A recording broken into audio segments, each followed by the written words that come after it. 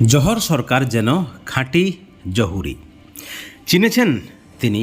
তার দাবি, আগেকার মমতা বন্দ্যোপাধ্যায়ের মতো আর মমতা বন্দ্যোপাধ্যায়কে দেখা যাচ্ছে না। তিনি জুনিয়র ডাক্তারদের সঙ্গে ঝাঁপিয়ে কথা বলছেন না। একেবারে আরজিকর মামলায় একটা বিস্ফোরক উক্তি তৃণমূলের সাংসদের। তিনি পদত্যাগ করছেন।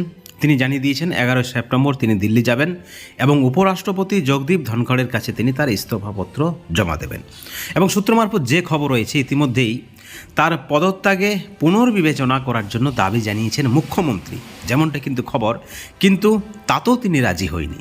তিনি কেন্দ্রের সরকার, রাজ্যের সরকার, উভয় সরকারের উপর তোপ দেখেছেন। যেভাবে দুর্নীতি এবং নির্মম ঘটনা আরজিকরের মতো যে কাণ্ড ঘটছে, তাতে কিন্তু তিনি খুব ব্যথিত, যেমনটা কিন্তু খবর রয়েছে। 2022 সালে পার্থ চট্টোপাধ্যায় গ্রেপ্তার হওয়ার পরেই তিনি দলকে কিছু পরামর্শ দিয়েছিলেন, কিন্তু দল তার পরামর্শ রাখেনি।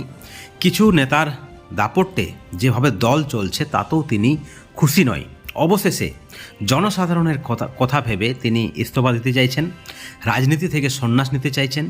কিন্তু তার যে কারণ, সেটাই ভাবতে বাধ্য করছে শাসক দলকে। ইতিমধ্যে একটা বিষয় পরিষ্কার, তৃণমূলে সব কিছু ঠিকঠাক চলছে না। মমতা বন্দ্যোপাধ্যায় আর আগের মতো নেই। এই যে একটা বক্তব্য তৃণমূল সাংসদের কথায়, তা কিন্তু কোথাও না কোথাও ভাবতে বাধ্য করবে শাসক দলকে তথা তৃণমূল সুপ্রিমো তথা রাজ্যের মুখ্যমন্ত্রী মমতা বন্দ্যোপাধ্যায়কে।